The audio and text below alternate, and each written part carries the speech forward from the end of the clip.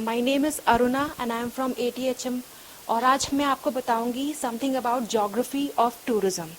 Geography of tourism itself is a concept which is very much related with two disciplines, जिसमें हम पहले discipline को कहते हैं ज्योग्राफी और दूसरे डिसिप्लिन को कहते हैं टूरिज्म। ज्योग्राफी ऑफ टूरिज्म जो है ये बहुत वास्ट सब्जेक्ट है, क्योंकि ये दोनों एरियाज को कवर करता है, ज्योग्राफी को भी कवर करता है और टूरिज्म को भी कवर करता है।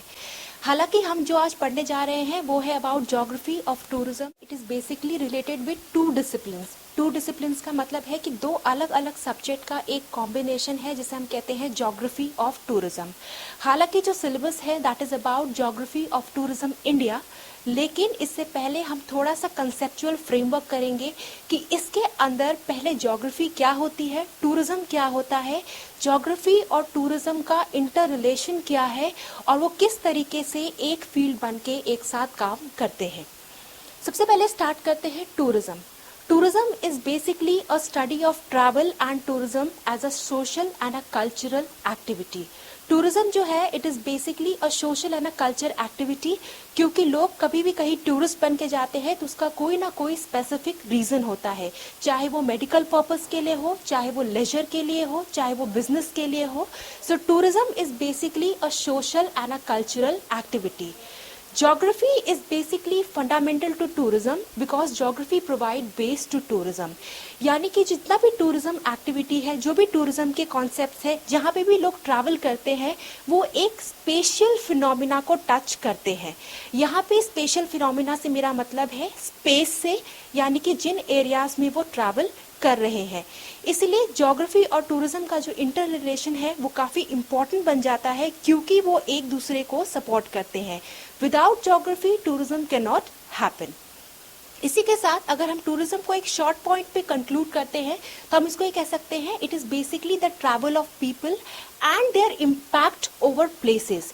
यानी कि जब लोग अपने किसी भी मकसद को लेकर के, अपने किसी भी कह सकते हैं आइडिया को लेकर जब ट्रैवल करते हैं और उस पर्टिकुलर प्लेस पर उसका क्या इम्पैक्ट पड़ता है, इस चीज़ को हम कहते हैं tourism. And geography of course एक बेस प्रोवाइड करता है टूरिज्म के लिए। So let's just understand what is geography. पहले के टाइम पर ज्योग्राफी को कॉन्सेप्चुलाइज किया गया था उसकी लिटरल मीनिंग पे, जो कि दो टर्म से बना है, जियो प्लस ग्राफी। जियो का मतलब होता है earth and graphy is to study. तो अगर हम सिंपल मीनिंग में देखें, अगर सिर्फ ज्योग्राफी की बात करें, so it is basically a study of earth. लेकिन पैराडाइम जो है वो काफ़ी टाइम से शिफ्ट हुआ और इस प्लेस में भी रीसेंट डेवलपमेंट शुरू हुई। 80s के टाइम पर, 90s के टाइम पर ज्योग्राफी के साथ कई ब्रांचेस ने डेवलप होना शुरू किया, जिसमें केवल ना लैंडस्केप को स्टडी किया गया, लेकिन इसके अलावा इकोनॉमिक और सोशल एस्पेक्ट को भी ज्योग्राफी का एक हिस्सा बनाया। धीरे धीरे जैसे जैसे टेक्नोलॉजी का डेवलपमेंट हुआ, उसके साथ इसमें टेक्नोलॉजिकल टर्म्स भी ऐड हुए और टेक्नोलॉजी के साथ भी इसको कनेक्ट किया गया। GIS एक ऐसी ही टेक्नोलॉजी है जो कि आज ज्योग्राफी में यूज होती है, लेकिन इसका जो वाइडर यूज है वो टूरिज्म में किया जा रहा है। मैं आपके साथ कुछ ब्रांचेस डिस्कस करना चाहूंगी ज्योग्राफी के, जो कि टूरिज्म में भी डील करते हैं। पहली ब्रांच जो ज्योग्राफी की है that is basically the cultural geography. Cultural geography से हमारा मतलब है कि किसी भी कल्चर का एक प्लेस से दूसरे प्लेस पर ट्रांसफ्यूज होना। मैंने स्टार्टिंग में ही बताया था कि जो टूरिज्म है it is basically a socio and a cultural activity. इसलिए जो कल्चरल ज्योग्राफी है वो डील करती है कि कल्चर का ट्रांसफ्यूजन एक प्लेस से दूसरे प्लेस पे किस तरीके से हुआ, क्योंकि जो कल्चर होता है वो कभी भी आइसोलेशन में एग्जिस्ट नहीं करता। एक एरिया में कल्चर किस तरीके का था, कहाँ से वो अडॉप्ट हुआ, कहाँ से उसकी स्टार्ट हुई और कैसे कैसे लोगों के आने से वो कल्चर एक एरिया से दूसरे एरिया में ट्रांसफ्यूज हुआ, इस एरिया को स्टडी करता है कल्चरल ज्योग्राफी। कल्चरल ज्योग्राफी का टूरिज्म से रेफरेंस सिर्फ इतना होता है कि क्योंकि टूरिज्म एक एक्टिविटी है, इसलिए लोग कुछ समय के लिए एक प्लेस पर माइग्रेट होते हैं। लोगों के माइग्रेशन होने की वजह से डिफरेंट टाइप ऑफ कल्चर का एक दूसरे से ट्रांसफ्यूजन होता है, जिसको हम कहते हैं मैन लैंड ट्रांजिशन। यानी कि एक इंसान का अपने लैंड के साथ क्या ट्रांजिशन हो रहा है थ्रू कल्चर, उसे हम कहते हैं मैन लैंड ट्रांजिशन।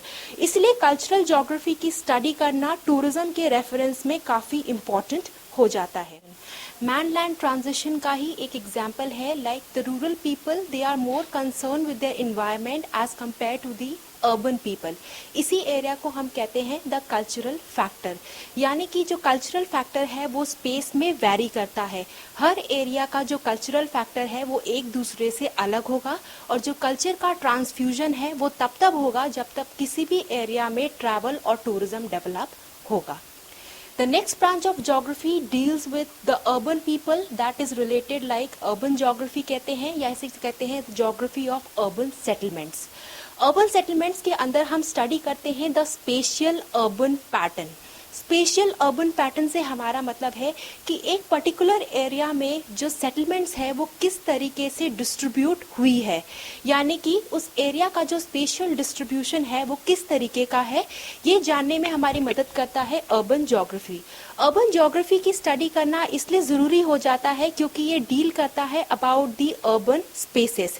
इसी के साथ एक और ज्योग्राफी कनेक्टेड होती है जिसको हम कहते हैं ज्योग्राफी ऑफ रूरल सेटलमेंट्स। ये हमें बताते हैं कि सेटलमेंट्स जो है उनके भी स्पेशियल टाइप आपस में वैरी कर सकते हैं। जैसे कि जो सेटलमेंट्स है वो दो तरीके की हो सकती है। पहली सेटलमेंट है एग्लोमरेटेड सेटलमेंट, और जो दूसरी है that is basically dispersed settlement. Agglomerated settlement जिस भी एरिया में मिलेगी उस एरिया अपने आप को ही सिंबलाइज कर रहा है कि उस एरिया में जो प्रोडक्शन है वो काफ़ी ज़्यादा हुई है, या तो वो एरिया एग्रीकल्चरली काफ़ी रिच है, इसलिए उस एरिया में लोग जो है वो ज़्यादा ही बसे हुए हैं। वही अगर हम डिस्पर्स्ड सेटलमेंट की बात करें तो डिस्पर्स सेटलमेंट से हमारा मतलब है ऐसे घर जो कि आपस में काफी दूर दूर है। ये उन एरियाज को सिग्निफाई करता है जो एरिया डेजर्ट एरिया है, क्योंकि क्लाइमेटिक कंडीशन अच्छी ना होने की वजह से इन एरियाज में लोगों का जमाव काफी कम होता है। जब भी एक टूरिस्ट किसी भी एरिया को एक्सप्लोर करता है तो वो वहाँ के सिर्फ मॉन्यूमेंट्स और फोर्ट्स को एक्सप्लोर नहीं करता, इसके अलावा वो उस एरिया के फिजिकल फीचर्स और उसके साथ उसके स्पेशल डिस्ट्रीब्यूशन को भी देखता है। यहाँ पर मैं एग्जाम्पल से आपको समझाना चाहूँगी कि जिस तरीके का हमारा फिजिकल लैंडस्केप होता है उसी तरीके से हमारा सेटलमेंट पैटर्न भी प्रभावित होता है। जैसे कि अगर हम प्लेन एरियाज में देखें, जो घर का डिस्ट्रीब्यूशन है वो काफ़ी इक्वल होता है, यानी कि आपस में घर या तो जुड़े हो सकते हैं या फिर एक दूसरे से काफ़ी अलग हो सकते हैं, क्योंकि प्लेन एरियाज में जो घर का डिस्ट्रीब्यूशन है वो काफ़ी एक दूसरे से मैच कर सकता है। लेकिन अगर हम हिली एरिया की बात करें तो हिली एरिया में जैसे हम देखते हैं कि किसी एक घर की जो छत होती है वो दूसरे घर का एंट्रेंस लेवल होता है।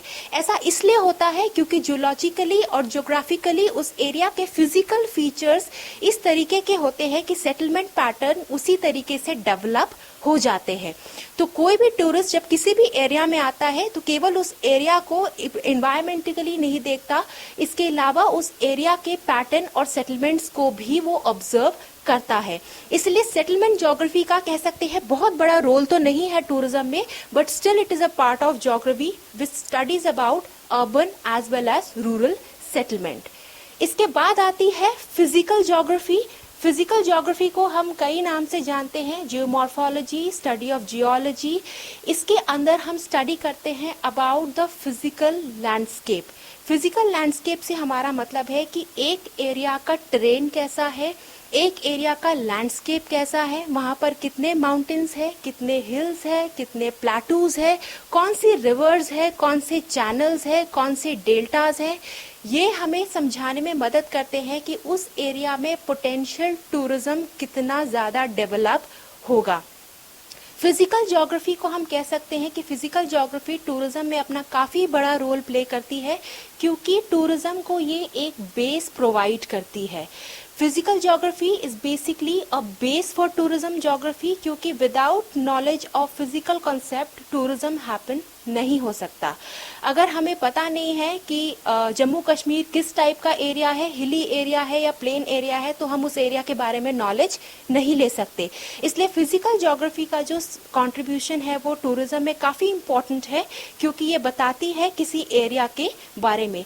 फिजिकल ज्योग्राफी के साथ ही इंटर रिलेटेड है क्लाइमेटिक ज्योग्राफी। ऑब्वियसली क्लाइमेट का बहुत बड़ा असर है टूरिज्म में। किसी भी एरिया का क्लाइमेट अगर बहुत हार्श होगा तो उस एरिया में टूरिज्म डेवलपमेंट काफ़ी कम होगा। एंड सिमिलरली क्लाइमेट जहाँ पर अच्छा होगा, टूरिस्ट उस जगह पर जाना ज़्यादा प्रेफर करेंगे।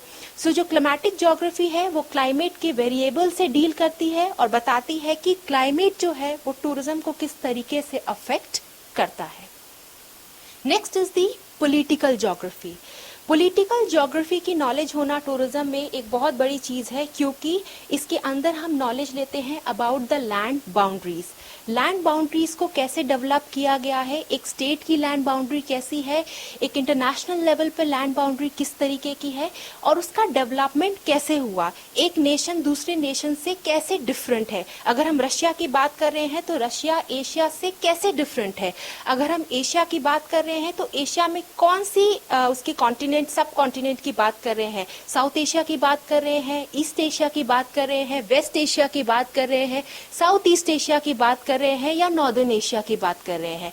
सो जो पॉलिटिकल ज्योग्राफी है वो हमें सिखाती है कि how to draw land boundaries between different places. तो इसके साथ ही पॉलिटिकल ज्योग्राफी में ये भी डिस्कस किया जाता है कि एक नेशनल लेवल पर क्या डिफरेंस है, इसके साथ एक स्टेट की बाउंड्री कैसी है, और एक लोकल लेवल पर बाउंड्री कैसे ड्रॉ होती है। सो बेसिकली पॉलिटिकल ज्योग्राफी की नॉलेज जानना इसलिए भी ज़रूरी है क्योंकि ये हमें नेशंस के बारे में various type of ideas provide करती है, ताकि एक टूरिस्ट जो है वो एक प्लेस को अच्छी तरीके से जान सके और उसको समझ सके। ज्योग्राफी की एक दूसरी ब्रांच आती है जिसको हम कहते हैं इकोनॉमिक ज्योग्राफी। पिछले कुछ सालों में काफ़ी देशों में, इवन इन डेवलपिंग कंट्रीज, जो इकोनॉमी है वो काफ़ी तरीके से डेवलप हुई है। इकोनॉमी में डेवलप होने में कई फैक्टर्स जो है वो उसमें अपना कंट्रीब्यूशन देते हैं। इसमें से कह सकते हैं रियल स्टेट का फैक्टर है, या कोई भी और फैक्टर है जो इकोनॉमी को डेवलप करवाता है, चाहे वो प्रोडक्शन से रिलेटेड हो, चाहे मैन्युफैक्चरिंग से रिलेटेड हो। सो इकोनॉमिक ज्योग्राफी डील करती है about the distribution of economic aspect, यानी कि किसी एरिया में इकोनॉमी जो है वो किस तरीके से वहाँ के लोगों को अफेक्ट करती है। जिस भी एरिया की इकोनॉमी स्ट्रांग होगी उस एरिया में टूरिज्म डेवलपमेंट ज़्यादा होगा, और उस एरिया के लोग जो है वो इकोनॉमिकली काफ़ी ज़्यादा अच्छे साउंड होंगे। तो इसलिए जो इकोनॉमिक ज्योग्राफी की स्टडी करना इसलिए इम्पॉर्टेंट हो जाता है क्योंकि ये हमें बताती है अबाउट द लेजर इकोनॉमी, यानी इकोनॉमी किस तरीके की है। अगर आप कंट्री की बात कर रहे हैं तो कंट्री की इकोनॉमी किस तरीके की है, या अगर आप स्टेट की बात कर रहे हैं तो स्टेट इकोनॉमी एक दूसरे से आपस में कैसे वैरी करती है। नेक्स्ट इसका पोर्शन आता है, that is the environmental geography. Environment is something which is directly related to tourism. Environment किसी भी एरिया के टूरिज्म में या तो पॉजिटिव एस्पेक्ट लेकर के आता है या तो नेगेटिव एस्पेक्ट लेकर के आता है। एनवायरमेंटल ज्योग्राफी के अंदर कोई भी ज्योग्राफर जब स्टडी करता है तो वो स्टडी करता है अबाउट द एनवायरमेंटल कंसर्न्स, यानी कि एनवायरमेंट से रिलेटेड कितने कंसर्न्स है या कितनी सारी प्रॉब्लम्स है, या उसके कौन से बेनिफिट्स है, या उसके कौन से नेगेटिव इम्पैक्ट है। इसको स्टडी करना एनवायरमेंटल ज्योग्राफी का एक मेन एरिया है। टूरिज्म के अंदर एनवायरनमेंट ज्योग्राफी की स्टडी करना बहुत ज़रूरी है क्योंकि एनवायरनमेंट एक ऐसा फैक्टर है जो कि आपस में एक दूसरे से वैरी करता है। जैसे कि वाइडल डी लाबलाश जो कि एक बहुत बड़े ज्योग्राफर थे, उन्होंने कहा था man can not change the environment but man can make modifications in the environment. आप अपने आसपास के एनवायरनमेंट को चेंज नहीं कर सकते, लेकिन आप उसको इस तरीके से मॉडिफाई कर सकते हैं कि आप उसमें कंफर्टेबली रह सके। उसी तरीके से डार्विन की एक थ्योरी थी survival of the fittest. Survival of the fittest का मतलब है कि एक इंसान अपने एनवायरनमेंट के साथ किस तरीके से कोऑर्डिनेशन को डेवलप करता है, और जो अपने एनवायरनमेंट के साथ एक कोऑर्डिनेशन डेवलप करता है वो ही उस एनवायरनमेंट में सर्वाइव हो सकता है। जो भी अपने एनवायरनमेंट के साथ कोऑर्डिनेशन को डेवलप नहीं कर पाता वो उस पर्टिकुलर एनवायरनमेंट में सर्वाइव नहीं कर पाता।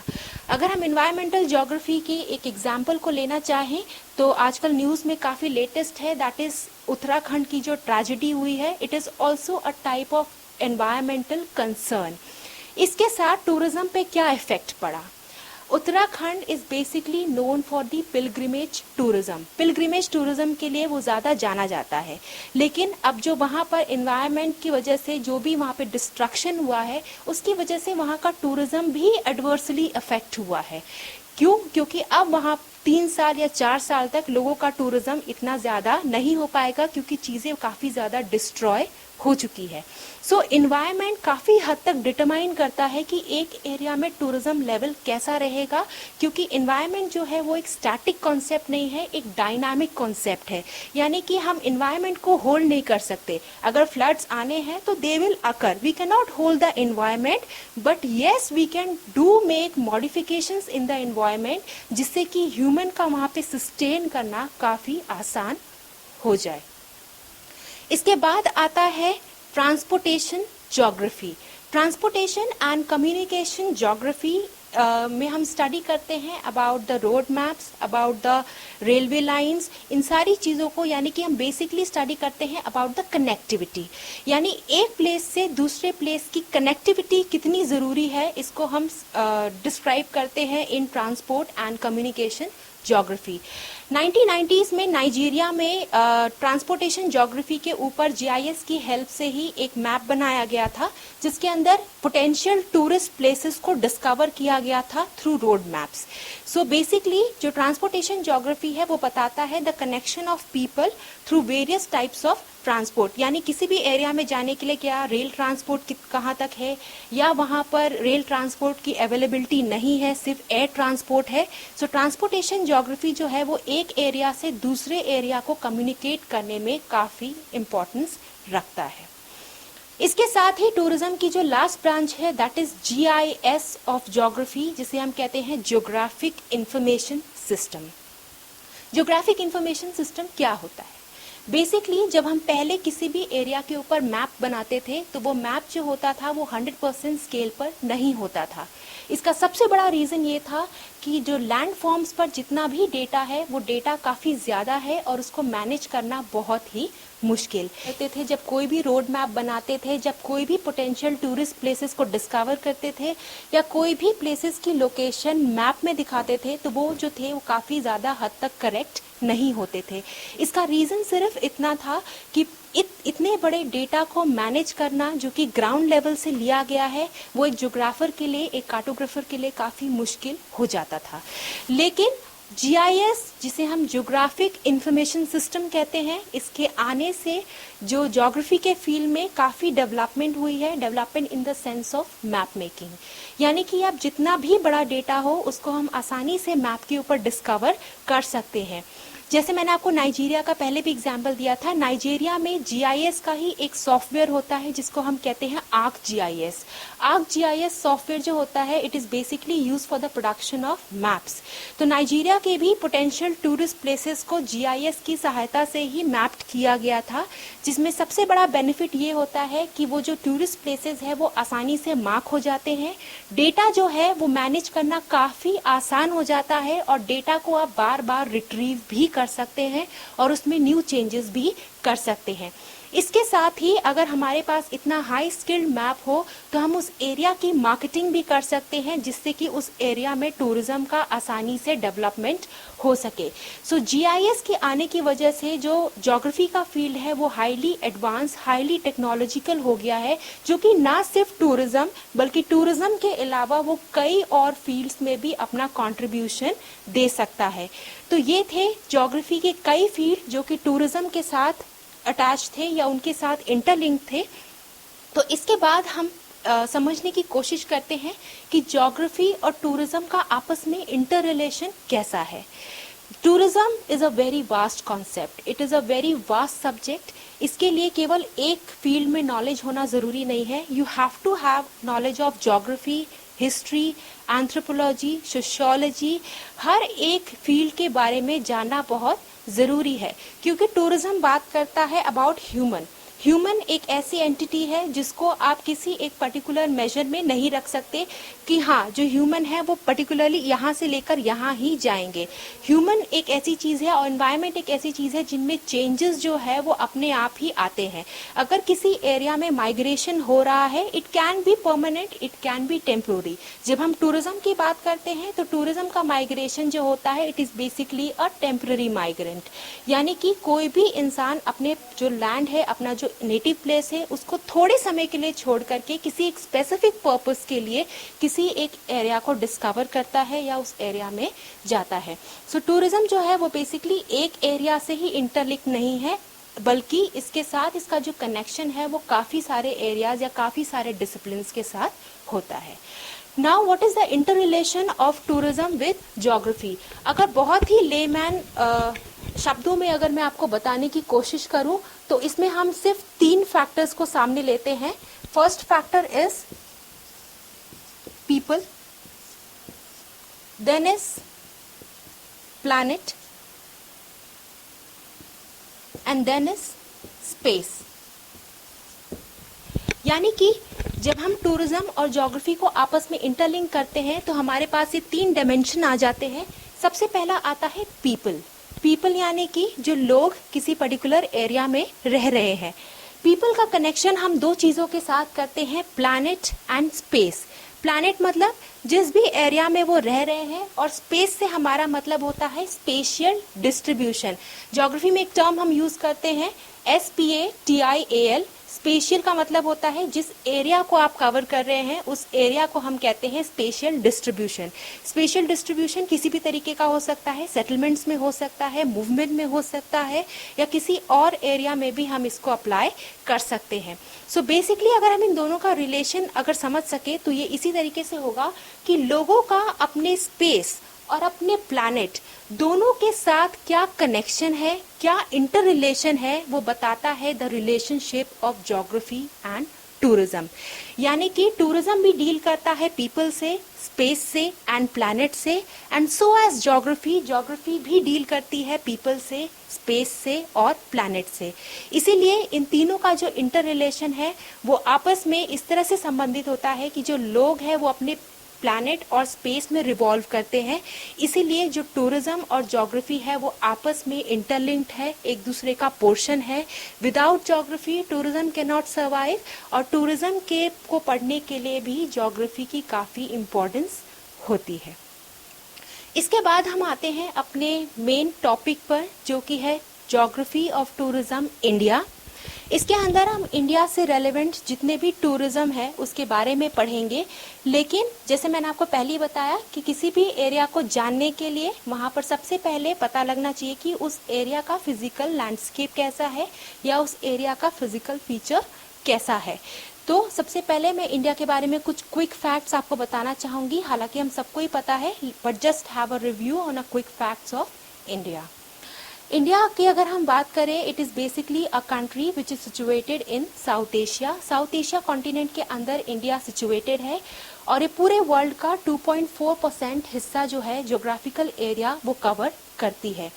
इंडिया के अगर हम नेबर्स की बात करें तो इंडिया बेसिकली एक ऐसा लैंड है जो कि 3 कंट्रीज़ के साथ लगा हुआ है, जिसे हम कहते हैं Pakistan, Nepal and China. Pakistan India को उसके वेस्टर्न पोर्शन में कवर करता है, वेरएस नेपाल और चाइना इसके नॉर्थ ईस्टर्न पोर्शन को कवर करते हैं। अगर हम इसकी सदर्न बाउंड्री की बात करें तो सदर्न बाउंड्री में इंडिया का जो नेबर है that is Sri Lanka. Sri Lanka India से डिफरेंशिएट करता है या इंडिया से अलग होता है बाय पाक straight and gulf of Mannar. इसके साथ अगर हम इंडिया के आइलैंड्स की बात करें तो इंडिया के 2 इंपॉर्टेंट आइलैंड्स हैं। First is the Lakshadweep island and second is the Andaman and Nicobar island. Lakshadweep island के साउथ में ही पड़ता है Maldives. Maldives is also an important neighbouring country of India. Now come to the administrative units of India. India के administrative units की बात करें तो यहाँ पर 28 स्टेट्स हैं और 7 यूनियन टेरिटरीज है। यूनियन टेरिटरीज के अंदर आते हैं Andaman Nicobar, Lakshadweep, Dadar and Nagar Haveli, Delhi and Chandigarh and Pondicherry. So basically इसको 7 मेजर यूटीज में बांटा गया है और इसमें 28 स्टेट्स का कॉम्बिनेशन है जो बनाता है इंडिया को। इंडिया के अगर हम नॉर्थ टू साउथ एक्सटेंशन की बात करें तो दैट इज 3200 किलोमीटर। इंडिया को एक लाइन है जिसे हम कहते हैं ट्रॉपिक ऑफ कैंसर।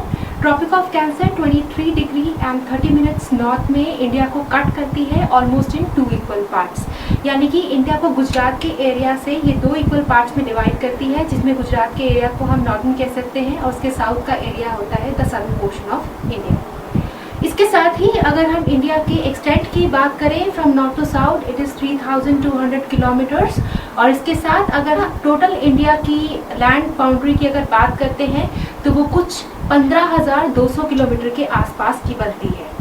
इंडिया के अगर हम कोस्टल लाइन की बात करें तो इंडिया का कोस्टल लाइन जो है वो सदर्न एरिया में काफ़ी बड़ा है, क्योंकि we have 2 coast, western coast and eastern coast. तो western coast is along Arabian Sea and eastern coast is along Bay of Bengal.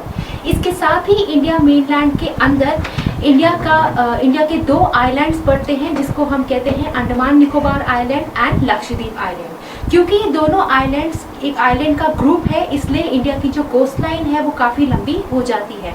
Total India की कोस्ट लाइन को अगर हम देखें, the total cost line of India is 7157 kilometres, यानी कि 7517 kilometres के आसपास की जो इसकी टोटल कोस्ट लाइन इंडिया की है।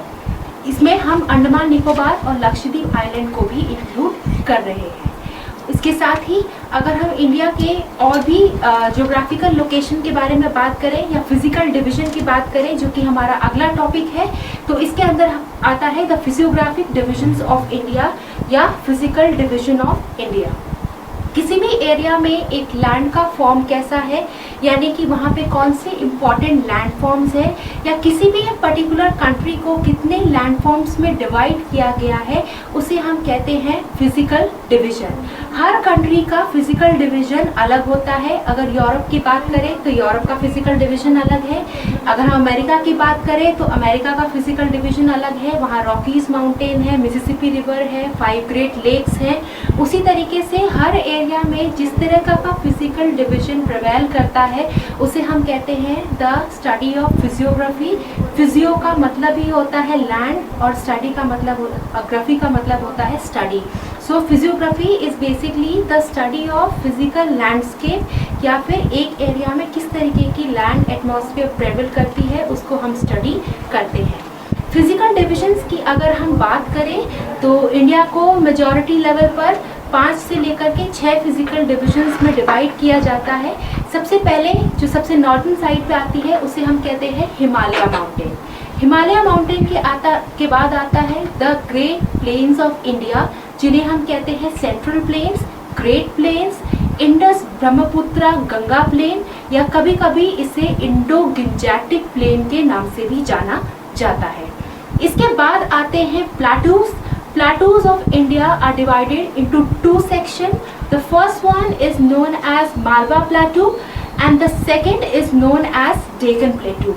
Deccan Plateau peninsular India का ही पोर्शन है जो कि हमारे सदर्न इंडिया को सिग्निफाई करता है। इसके बाद आता है the coastal planes of India. Again, the coastal plains of India are divided into 2 sections. First is known as the western coast and the second is known as the eastern coast. The western coast lie along Arabian Sea and the eastern coast lie along Bay of Bengal. इसके बाद आता है the desert area of India, जो कि आता है राजस्थान के area में, the north western part of the country. और सबसे लास्ट में इंडिया का जो फिजियोग्राफिक डिवीजन है उसे हम कहते हैं the island groups of India. Though they are not the part of mainland India, लेकिन फिर भी इन्हें इंडियन टेरिटरी के अंदर समझा जाता है। आइलैंड्स ग्रुप की अगर हम बात करें तो हमारे पास एक बड़ा आइलैंड ग्रुप है और एक छोटा आइलैंड ग्रुप है। छोटे आइलैंड ग्रुप को हम कहते हैं लक्षद्वीप आइलैंड और बड़े आइलैंड ग्रुप को हम कहते हैं Andaman and Nicobar island. Andaman Nicobar island जो है वो काफ़ी मैसिव आइलैंड है जो कि बे ऑफ बंगाल में लोकेटेड है, और जो लक्षद्वीप आइलैंड है it is a very scattered island, बहुत छोटा सा आइलैंड है और काफ़ी स्कैटर्ड है जो कि अरेबियन सी में लोकेटेड है। अब हम इन सारे फिजिकल डिविजन्स को एक साथ स्टडी करने की कोशिश करेंगे। सबसे पहली जो फिजिकल डिविजन मैंने आपको बताई that is Himalaya mountain. Himalaya mountain को कहा जाता है कि it is a very young and fold mountain. Now what is young and fold? Young mountain जो है जियोलॉजिकली, यानी अगर जियोलॉजिकल टाइम पीरियड में देखें तो हिमालय माउंटेन का जो एवोल्यूशन हुआ है वो बहुत ज़्यादा पुराना नहीं है। इसलिए कहा जाता है it is geologically young but structurally fold mountain. यानी कि अगर हम हिमालय के स्ट्रक्चर को डिस्कस करें तो इसका जो स्ट्रक्चर है या इसकी जो शेप है वो एक प्रोसेस से हुई है, जिस प्रोसेस को हम कहते हैं फोल्ड। जब भी हम अर्थ के जियोलॉजिकल प्रोसेस को समझने की कोशिश करते हैं तो लैंडफॉर्म्स के बनने के दो प्रोसेस होते हैं। पहले प्रोसेस को हम कहते हैं फोल्ड और दूसरे प्रोसेस को हम कहते हैं फॉल्ट। फोल्ड क्या होता है? जब भी अर्थ में कंप्रेशन लेवल दोनों साइड से काफ़ी इंक्रीज हो जाता है तो जो बीच की सतह होती है या जो बीच की लैंडफॉर्म होती है वो बिल्कुल ऊंचाई में ऊपर उठ जाती है।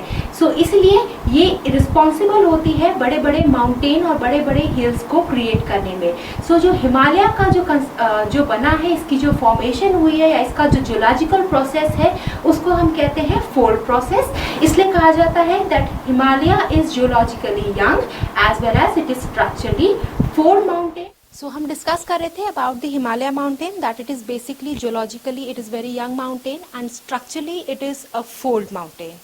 हिमालय माउंटेन के अगर शेप के पास आए या उसकी शेप के बारे में बात करें तो it forms an arc from the western part of the country to the eastern part of country starting from Jammu Kashmir area to Arunachal Pradesh. यानी इसकी जो फॉर्मेशन है वो आधे चांद यानी आर्क के शेप में है, जो कि जम्मू कश्मीर इंडिया के एरिया से लेकर के अरुणाचल प्रदेश के एरिया यानी eastern most north eastern most area को टच करता है। इसकी शेप में डिफरेंस सिर्फ इतना है कि वेस्टर्न मोस्ट पार्ट में यानी जम्मू कश्मीर के एरिया में इसकी जो विड्थ है वो काफ़ी ज़्यादा है, जबकि जैसे जैसे हम ईस्टर्न पार्ट की ओर जाते हैं इसकी विड्थ काफ़ी कम होती जाती है। हिमालय माउंटेन के अगर हम आगे स्ट्रक्चर की बात करें तो इसको बेसिकली 3 बेसिक डिवीजन में डिवाइड किया गया है। पहले को हम कहते हैं ग्रेट हिमालय और लेसर हिमालय, दूसरे को हम कहते हैं हिमाद्री और जिसे हम कहते हैं हिमाचल का एरिया, और तीसरा है दैट इज शिवालिक। सबसे पहले हम बात करते हैं about the great Himalaya. Great Himalaya जो है वो हिमालय की सबसे बड़ी डिवीजन है, जो सबसे पहली डिवीजन है। इसमें हिमालय की जो हाइट है दैट इज अराउंड 6000 मीटर्स के आसपास और ये जम्मू कश्मीर लेह लद्दाख के एरिया को कवर करता है। इस एरिया में हिमालय माउंटेन की जो चौड़ाई है वो करीबन 400 किलोमीटर के आसपास है और ये एरिया काफ़ी ठंडा एरिया माना जाता है क्योंकि इसमें हिमालय का प्रेजेंस काफ़ी ज़्यादा है। इसके बाद जो दूसरी आती है that is the lesser Himalaya. Lesser Himalaya जो है वो हिमालय की दूसरी रेंज है जिसको कभी कभी हम हिमाद्री भी कहते हैं। लेसर हिमालय में हिमालय की जो हाइट है वो वेरी करती है 3700 मीटर्स टू 4500 मीटर्स। यानी कि लेसर हिमालय के एरिया को अगर हम सिग्निफाई करें तो ये एरिया आता है कांगड़ा कुल्लू वैली का, जो कि हिमाचल में पड़ते हैं। ये एरिया फेमस है अपने हिल स्टेशंस के लिए और यहाँ पे जितनी भी टूरिस्ट एक्टिविटी है वो हिल स्टेशंस के लिए काफ़ी फेमस है। इसके बाद तीसरे नंबर पे आता है शिवालिक। शिवालिक जो है वो हिमालय की सबसे छोटी और सबसे कम ऊंचाई वाली रेंज कहते हैं इसको, और इसकी जो हाइट है वो 900 मीटर से लेकर के 1100 मीटर्स तक हो सकती है। अगर हम चंडीगढ़ की बात करें तो Chandigarh is located at the foot hills of Shivaliks, तो इसलिए हिमालय को बेसिकली 3 पार्ट में कैटेगराइज किया गया है। सबसे पहले कहते हैं great Himalaya, then is the lesser Himalaya and third one is the Shivalik. Himalaya के बारे में अगर हम बात करें तो इसकी रेंज जो स्टार्ट होती है it starts from the Indus valley to the Brahmaputra. Brahmaputra का जो रीजन है वो अरुणाचल प्रदेश के एरिया में है एंड इंडस वैली जो है हमारे वेस्टर्न पार्ट पर है। तो इंडस वैली से लेकर के ब्रह्मपुत्रा का जो रीजन है वो हिमालय का रीजन माना जाता है और हिमालय जो है वो काफ़ी यंग और फोल्ड माउंटेन है, जिसका जो रेलेवेंस जो प्रेजेंस है वो इंडिया में भी है और इसके साथ इंडिया की नेबरिंग कंट्री चाइना में भी है। हिमालय की इसके रेंजेस के अलावा इसमें कुछ और भी रेंजेस मिलती हैं जैसे Pir Panjal range, Zanskar range, Karakoram range and Dhauladhar range. So basically जो हिमालय का रीजन है it is full of ranges और ये एक ऐसा रीजन है जिसकी जो टेरेन है वो काफ़ी रग्ड है। रग्ड का मतलब कि इसकी जो टेरेन है वो काफ़ी ऊपर नीचे है और बेसिकली जो एरिया है वो काफ़ी हिली एरिया है। इसके बाद नेक्स्ट आता है the great plains of India और जिसे हम कहते हैं गंगा, ब्रह्मपुत्र एंड इंडस प्लेन या कभी कभी इसे हम कहते हैं Indo Gangetic plane.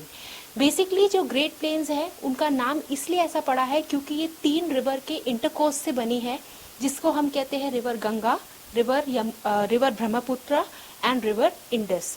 River Indus जो है वो पाकिस्तान के साइड से होते हुए आती है, और जो रिवर गंगा है वो नेटिव है इंडिया की। रिवर ब्रह्मपुत्र जो है ये चाइना से होते हुए आती है। चाइना में इस नदी को कहा जाता है सोंगपो रिवर। जैसे ही ये नदी इंडिया में एंटर होती है, इसे हम ब्रह्मपुत्र के नाम से जानते हैं। One of the largest river है। जो हमारा ग्रेट प्लेन का एरिया है वो जस्ट सदर्न साइड पर है हिमालय के, और ये जो तीनों रिवर का एरिया है इसकी वजह से ये एरिया काफ़ी फर्टाइल है। फर्टाइल एरिया होने की वजह से इस एरिया को एग्रीकल्चरली काफ़ी डेवलप किया गया है, और इंडिया का जितना भी एग्रीकल्चर प्रोडक्शन है वो ज़्यादा से ज़्यादा इन ग्रेट प्लेन के एरिया से आता है।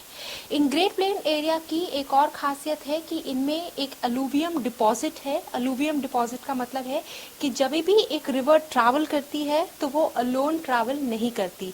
रिवर अपने साथ रास्ते में कुछ मड को कैरी करती है, और जैसे ही रिवर का कोर्स बढ़ता है वो मड धीरे धीरे प्यूरिफाई होता है।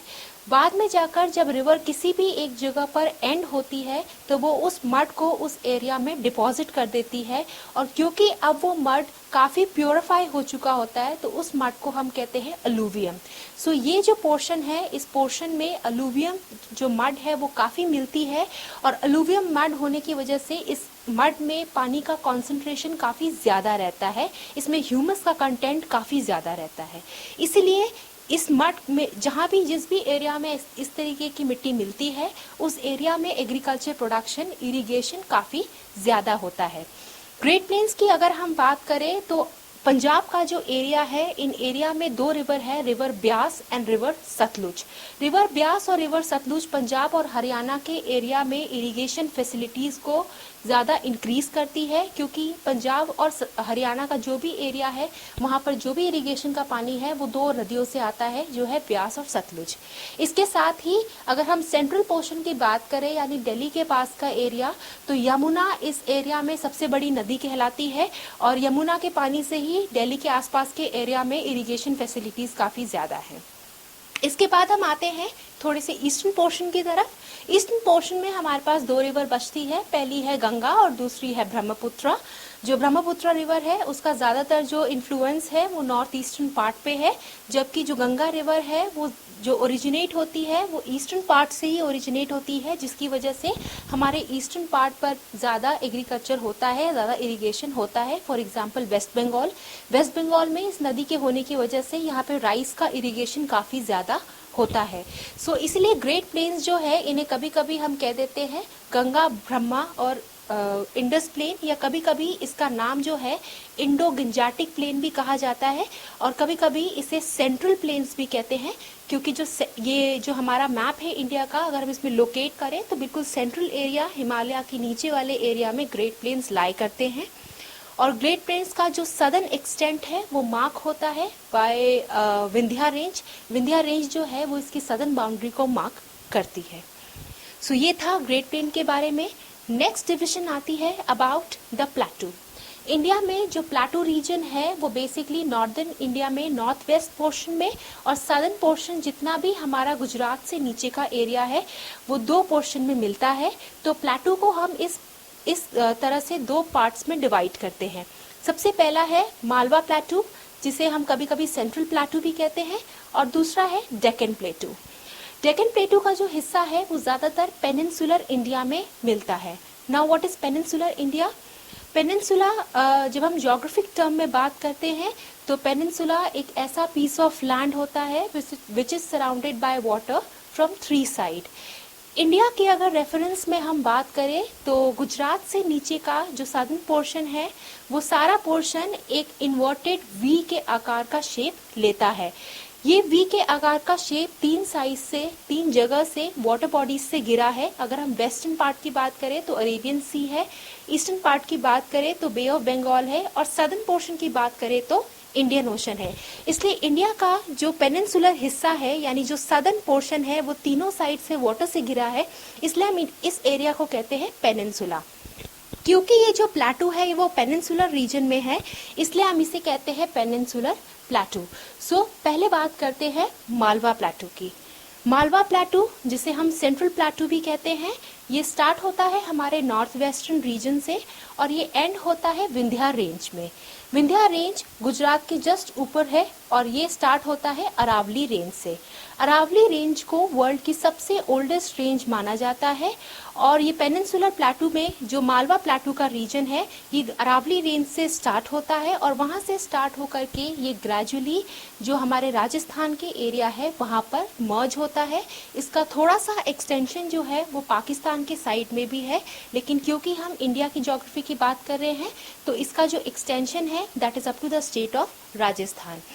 मालवा प्लेटू की जो सदर्न बाउंड्री है वो मार्क करते हैं विंध्या और सतपुड़ा रेंज। विंध्या और सतपुड़ा रेंज इसकी सदर्न बाउंड्री को मार्क करते हैं ऑन द वेस्टर्न पार्ट और ऑन द ईस्टर्न पार्ट इसकी बाउंड्री को मार्क करता है छोटा नागपुर प्लेटू। अब हम आते हैं डेक्कन प्लेटू पर। डेक्कन प्लेटू जो है वो हमारे पेनिनसुलर इंडिया का ही एक पोर्शन है और डेक्कन प्लेटू के अंदर जो वेस्टवर्ड साइड है इंडिया का, जो वेस्टर्न घाट है, वहाँ पे 7 हिल्स मिलती है। इन 7 हिल्स में से सबसे बड़ी हिल जो है दैट इज अन्नामलाई हिल और इसकी हाईएस्ट जो पीक है उसका नाम है अनाईमुडी। सो बेसिकली जो हमारा प्लेटू रीजन में जो डेक्कन प्लेटू है वो वेस्टवर्ड पार्ट पर है, लेकिन जो इसका ईस्टवर्ड पार्ट है उसमें 4 सबसे इम्पोर्टेंट नदियां मिलती हैं। सबसे पहली है river Mahanadi, river Godavari, river Krishna and river Kaveri. River Krishna और रिवर कावेरी के बीच में एक और रिवर लाई करती है जिसे हम कहते हैं रिवर पेनार। सो ये चारों रिवर जो है ये ड्रेन करती है इन प्लेटू को, डेक्कन प्लेटू को, और इनका जितना भी पानी है वो डेक्कन प्लेटू की ओर फ्लो होता है। मालवा रिवर की अगर बात करें तो उस एरिया में रिवर ब्यास और रिवर सतलुज है जो इन मालवा प्लेटू को ड्रेन करती है। इसके साथ साथ कभी कभी रिवर चेनाब भी मालवा प्लेटू को ड्रेन करती है। डेक्कन प्लेटू की अगर हम बात करें तो इसमें 4 मेजर रिवर जो है उसमें सबसे बड़ी रिवर है, उस रिवर का नाम है रिवर गोदावरी। रिवर गोदावरी जो है यहाँ की लॉन्गेस्ट रिवर मानी जाती है और इन एरियाज की सबसे बड़ी स्पेशलिटी ये है कि इन्हें हम कहते हैं the area of flood plain. Flood plain इसलिए क्योंकि ये जो एरिया है ये फ्लड से काफ़ी इन्फ्लुएंस्ड होते हैं, जैसे कि उड़ीसा का एरिया और वेस्ट बंगाल का एरिया। इन एरियाज में हर साल फ्लड्स आते हैं क्योंकि यहाँ पे 4 मेजर नदियों का रिवर इंटरकोर्स है, इसीलिए इस एरिया में इरिगेशन फैसिलिटीज भी काफ़ी ज़्यादा होती है। अगर हम दोनों के कोस्टल एरिया को कंपेयर करें तो ईस्टर्न साइड पर लास्ट में एक कोस्ट आता है टुवर्ड्स द सदर्न पीक जिसे हम कहते हैं कोरोमंडल कोस्ट, और उसके साथ मालवा प्लेटू के भी 2 कोस्ट होते हैं जिसे हम कहते हैं कोंकण कोस्ट एंड दूसरा आता है Malwa coast. So basically Konkan coast जो है वो महाराष्ट्र के एरिया में आता है और जो मालाबार कोस्ट है वो सदर्न साइड की ओर आता है। So Malwa plateau has 2 coast. First is the Konkan coast जो महाराष्ट्र गोवा के एरिया में आता है और जो दूसरा कोस्ट है उसको हम कहते हैं मालाबार कोस्ट। उसी तरीके से डेक्कन प्लेटू के एरिया में on the eastern part we have only 1 coast जिसको हम कहते हैं कोरोमंडल कोस्ट। सो बेसिकली ये जो दोनों कोस्टल एरियाज है ये मिलकर के एक प्लेटू सिस्टम बनाते हैं। डेक्कन प्लेटू की जो नॉर्दर्न बाउंड्री है वो मार्क करता है विंध्या और सतपुड़ा रेंज और ईस्टर्न पार्ट पे इसकी नॉर्दर्न बाउंड्री को मार्क करता है छोटा नागपुर प्लेटू। इसके बाद आता है the coastal planes of India. India के अगर हम कोस्टल प्लेन की बात करें तो ऑब्वियसली कोस्ट एक ऐसा रीजन होता है जो दोनों साइड से पानी से कवर्ड हो। तो इंडिया के अगर हम कोस्टल प्लेन्स की बात करते हैं तो हमारे मेजॉरिटी पे टू कोस्टल प्लेन्स आते हैं, west coast and the eastern coast. West coast वो कोस्ट है जो अरेबियन सी के साथ लगता है और ईस्टर्न कोस्ट वो कोस्ट है जो कि बे ऑफ बंगाल के साथ लगता है। पहले हम बात करते हैं वेस्टर्न कोस्ट की। जो वेस्टर्न कोस्ट है अगर हम उसको ईस्टर्न कोस्ट से कंपेयर करें तो उसका जो साइज है यानी उसका जो एरिया है वो काफ़ी बड़ा है। यानी गुजरात के एरिया में इट इज़ मच वाइडर और जैसे ही आप नीचे जाते जाते हो वेस्टर्न कोस्ट जो है वो काफ़ी नैरो होता जाता है।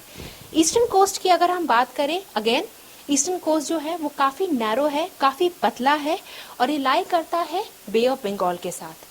ईस्टर्न कोस्ट में क्योंकि फ्लड प्लेन्स बहुत ज़्यादा हैं गंगा के, इसकी वजह से इस कोस्ट में ज़्यादातर फॉरेस्ट की डेवलपमेंट हुई है। वेस्टर्न कोस्ट में क्योंकि इंडिया में मॉनसून आता है और मॉनसून की वजह से वेस्टर्न कोस्ट में ये सबसे पहले स्ट्राइक करता है। इंडिया में जो सबसे पहले मॉनसून आता है वो आता है north west monsoon. North west monsoon जो है वो वेस्टर्न साइड की ओर स्ट्राइक करता है, और जो साउथ वेस्ट मानसून है वो सदर्न और वेस्टर्न पार्ट की ओर स्ट्राइक करता है। इसलिए ये जो दो कोस्टल रीजन है ये इंडिया की फिजियोग्राफी का एक इम्पॉर्टेंट हिस्सा है।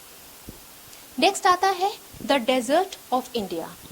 इंडिया के अंदर एक बहुत ही ग्रेट डेजर्ट है जिसको हम कहते हैं थार डेजर्ट। थार डेजर्ट जो है it lie in the state of Rajasthan, ये राजस्थान के एरिया में लाई करता है और इंडिया में ये सबसे बड़ा डेजर्ट रीजन कहलाता है। इस रीजन की स्पेशलिटी ये है कि यहाँ पर रेनफॉल जो है वो काफ़ी लेस होती है और वेजिटेशन की ग्रोथ भी काफ़ी लेस है।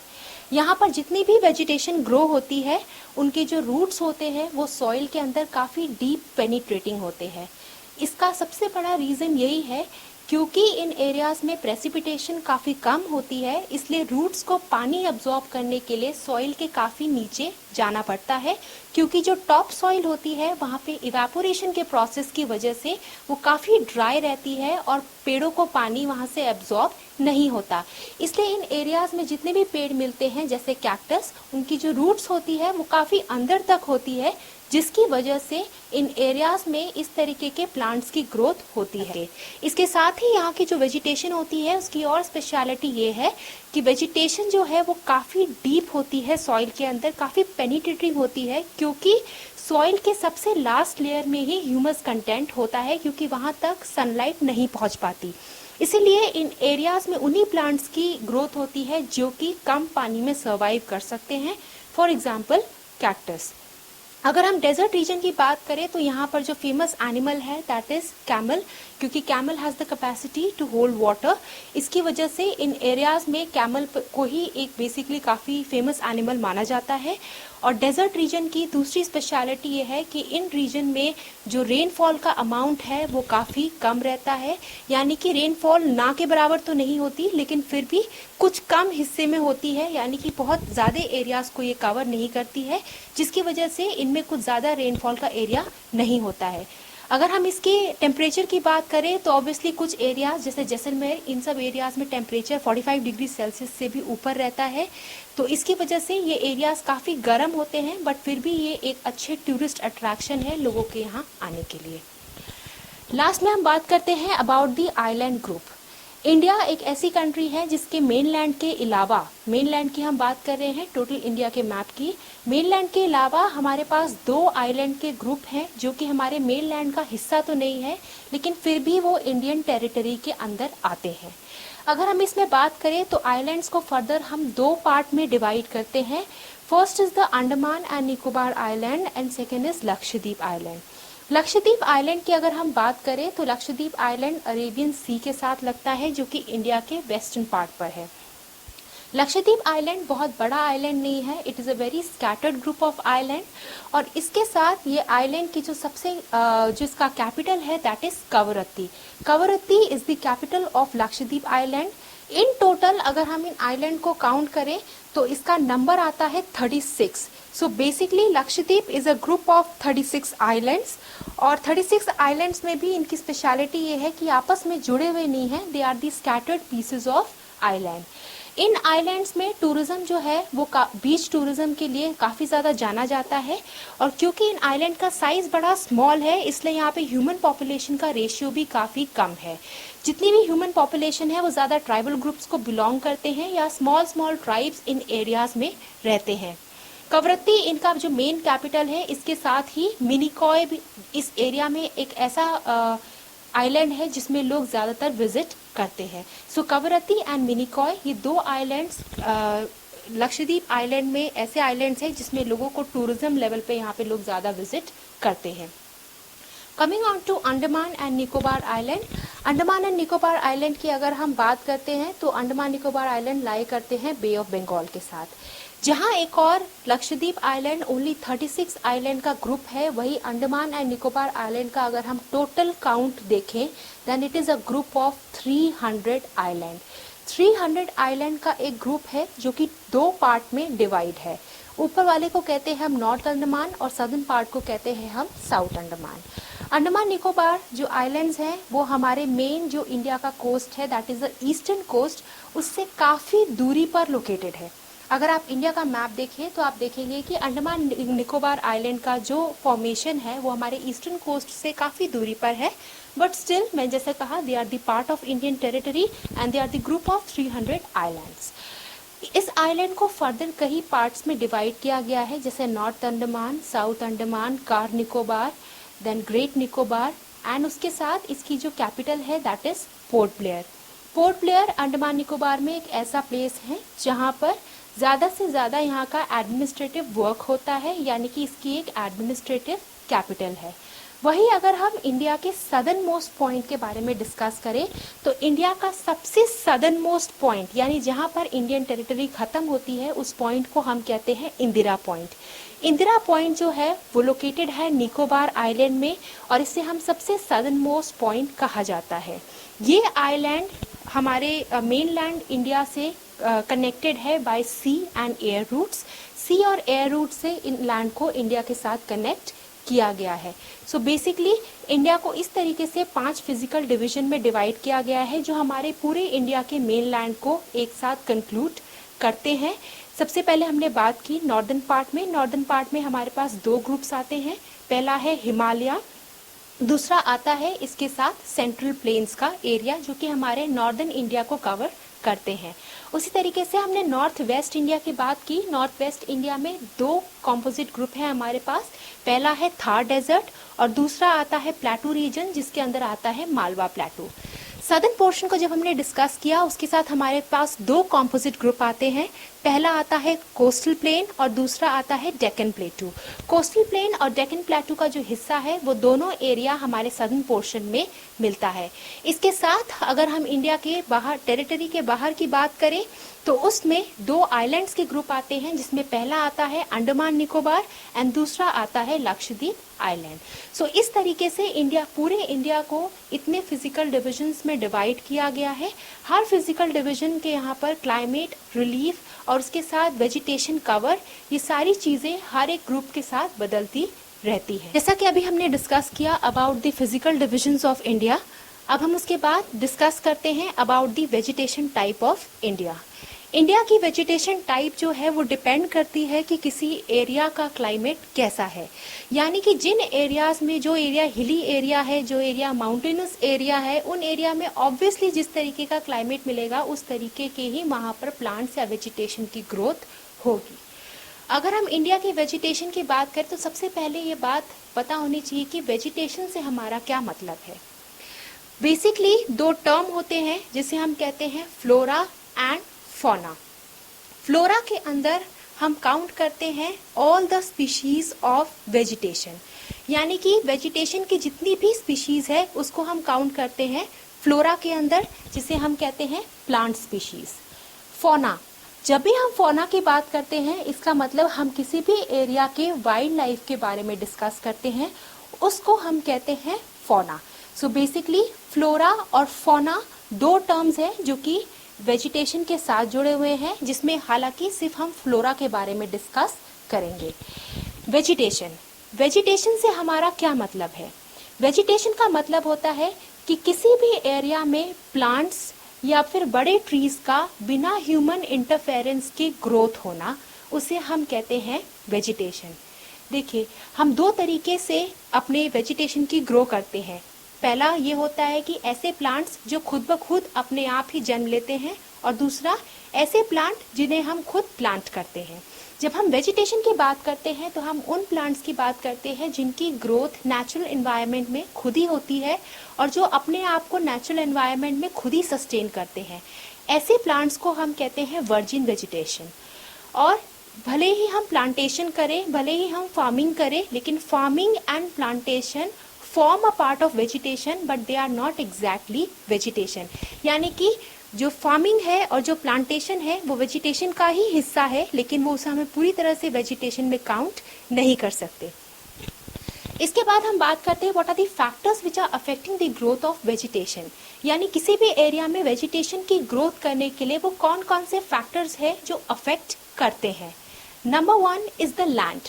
लैंड जो है या टेरेन जिसे हम कहते हैं, या आपका जो लैंडस्केप है, वो कई हद तक डिटरमाइन करता है कि एक एरिया में वेजिटेशन कैसा होगा। जैसे मैंने अभी आपको पहले एग्जाम्पल दिया थार डेजर्ट का, क्योंकि थार डेजर्ट का जो लैंड है वो काफ़ी सैंडी है, वहाँ पर जो वेजिटेशन कवर है वो इसलिए कम रहता है क्योंकि वहाँ का लैंड ज़्यादा वाटर एब्जॉर्ब नहीं करता। वही मैंने आपको दूसरा एग्जाम्पल दिया था about the central plains. Central plains एक ऐसा एरिया है जो कि एग्रीकल्चरली काफ़ी डेवलप है। इसका रीज़न ये है कि सेंट्रल प्लेन्स में 3 नदियाँ मिलती है और इन नदियों के इंटरकोर्स की वजह से यहाँ का जो लैंड है वो काफ़ी फर्टाइल है। सो लैंड डिटरमाइन करता है कि एक एरिया में वेजिटेशन की ग्रोथ कैसी होगी, क्या उस एरिया में वेजिटेशन डेंस होगी या उस एरिया में वेजिटेशन स्पार्स होगी। डेंस वेजिटेशन के लिए एक एरिया में लैंड का फर्टाइल होना बहुत ज़रूरी होता है, जबकि स्पार्सली वेजिटेशन हमें उन एरियाज में मिलती है जो या तो ज़्यादा फर्टाइल नहीं होते या जहाँ पर रेनफॉल का अमाउंट काफ़ी ज़्यादा कम रहता है। Next is the soil. Soil जो है वो काफ़ी टाइप की हो सकती है और वो हर एरिया में अलग अलग हो सकती है। जैसे हम बात करें सॉइल के पहले 2 बेसिक टाइप होते हैं, फर्टाइल एंड इनफर्टाइल। इसके अलावा सॉइल के कलर के फॉर्म में भी सॉइल के बहुत सारे नाम होते हैं, जैसे yellow soil, red soil, brown soil. सो सॉइल जो है वो डिफरेंट टाइप की हो सकती है और हर टाइप की सॉइल की फर्टिलिटी अलग होती है। जैसे जो रेड सॉइल होती है it is basically good for the fertilization of cotton. Cotton इसमें सबसे ज़्यादा प्रोड्यूस होते हैं और इस तरह की सॉइल इन कॉटन के प्रोडक्शन को काफ़ी ज़्यादा सपोर्ट करती है। सो बेसिकली जो सॉइल का फैक्टर होता है वो काफ़ी रिस्पॉन्सिबल होता है for the growth of vegetation. Again इसमें वही एग्जाम्पल कोट करना चाहूँगी कि राजस्थान की जो सॉइल है it is basically Sandy soil. Sandy soil का मतलब ही यही है कि इस सॉइल में ह्यूमस कंटेंट कम है, साथ में इन एरियाज में रेनफॉल का अमाउंट भी कम है। सो इसकी वजह से इन एरियाज में वेजिटेशन की ग्रोथ ज़्यादा नहीं हो पाती और बहुत कम वेजिटेशन इन एरियाज में ग्रो होते हैं। सो soil is one of the factor जो कि वेजिटेशन की ग्रोथ को अफेक्ट करती है। Next is the water. Water supply किसी एरिया में या तो नेचुरल हो सकता है in the form of rainfall या फिर वो किसी नदी के रूप में या किसी चैनल के रूप में भी हो सकता है। अगर किसी एरिया में नेचुरल वाटर की कोई भी सोर्स नहीं है तो उन एरिया में वेजिटेशन की ग्रोथ नहीं होगी, ना ही वो एरिया एग्रीकल्चरली साउंड होगा। लेकिन जिन एरिया में वाटर का सप्लाई है, जिन एरिया में वाटर की अवेलेबिलिटी है, उन एरिया में फर्टिलिटी भी ज़्यादा होगी और उसके साथ उस एरिया में वेजिटेशन की ग्रोथ खुद ब खुद बहुत ज़्यादा होगी। फॉर एग्जाम्पल जैसे हम बात करें ट्रॉपिकल रेन फॉरेस्ट, हमारे इंडिया के वेस्टर्न पार्ट पर ट्रॉपिकल रेन फॉरेस्ट मिलते हैं और इनकी स्पेशलिटी यही है कि यहाँ पर जो रेन का अमाउंट है that is more than 200 centimetre. 200 centimetre होने की वजह से इन एरिया में जो वेजिटेशन का कवर है वो काफ़ी डेंस है। डेंस का मतलब ये है कि वेजिटेशन बहुत ज़्यादा लंबी होती है और बहुत ज़्यादा आपस में जुड़ी होती है, यानी घनी होती है। इसलिए जो वाटर का फैक्टर है वो काफ़ी हद तक डिटरमाइन करता है कि वेजिटेशन किस टाइप की होनी चाहिए। Next is the sunlight. Obviously जब हम कभी भी प्रोसेस पढ़ते हैं the process of photosynthesis, photosynthesis के प्रोसेस में एक सबसे ज़्यादा ज़रूरी एलिमेंट होता है जिसको हम कहते हैं सनलाइट। प्लांट्स को सनलाइट की बहुत ज़्यादा ज़रूरत होती है क्योंकि सनलाइट के बिना वेजिटेशन जो है वो डाई हो जाएगी। इसलिए proper amount of sunlight, proper amount of water, जहाँ भी इन दोनों चीज़ों का कॉम्बिनेशन होता है वहाँ पर वेजिटेशन की ग्रोथ काफ़ी ज़्यादा होती है। सो वेजिटेशन जो है वो ना केवल सॉइल, वाटर और सनलाइट पे डिपेंड करती है, बस इसके साथ वो इस बात पर भी डिपेंड करती है कि आप किस तरीके के टेरेन में रह रहे हैं। जितने भी हिली एरियाज हैं वहाँ पर वेजिटेशन की ग्रोथ काफ़ी कम होगी और जितने भी ठंडे एरियाज हैं वहाँ पर वेजिटेशन का सबसे बड़ी स्पेशलिटी होगी कि वहाँ की वेजिटेशन की लीव्स जो होगी वो नेडल शेप में होगी क्योंकि उन एरियाज में स्नोफॉल ज़्यादा होता है। तो इसलिए जो वेजिटेशन का टाइप है या जो वेजिटेशन का स्पेशल डिस्ट्रीब्यूशन है वो डिपेंड करता है कि वहाँ का जियोलॉजिकल फीचर कैसा है। तो हमने इस पूरे लेक्चर के अंदर ये समराइज किया कि ज्योग्राफी ऑफ टूरिज्म से पहले हमने ये पढ़ा कि what is the relation between geography and tourism. 2 disciplines मिलकर के एक डिसिप्लिन को कैसे बनाते हैं, उसका कैसे स्ट्रक्चर फॉर्म होता है और दोनों आपस में एक दूसरे को कैसे कंट्रीब्यूट करते हैं ये हमने इसके अंदर पढ़ा। इसके बाद हमारे मेन टॉपिक इंडिया के अंदर हमने कवर किया कि इंडिया मेनलैंड कैसा है, उसके क्विक फैक्ट्स को हमने रिव्यू किया, उसके आइलैंड्स ग्रुप को स्टडी किया और इंडिया को फिजियोग्राफिकली कितने डिविजन्स में डिवाइड किया गया है, यानी इंडिया के लैंडफॉर्म को हम अगर एरिया वाइज भी लोकेट करें तो हमारे पास कितने एरियाज उनके बनते हैं। Apart from that we also studied the neighbouring countries of India as well as the 2 island groups of India, that is Andaman Nicobar island and Lakshadweep island. Physical feature के साथ हमने ये भी उसके साथ इंटर रिलेशन में पढ़ा कि एक एरिया की वेजिटेशन वहाँ के फिजिकल फीचर्स से कैसे प्रभावित होती है या वहाँ के फिजिकल फीचर्स पर कैसे डिपेंड करती है। सो बेसिकली इस पूरे लेक्चर में हमने समराइज किया about India and about geography of tourism. I hope आपको ये लेक्चर समझ आया होगा। Thank you.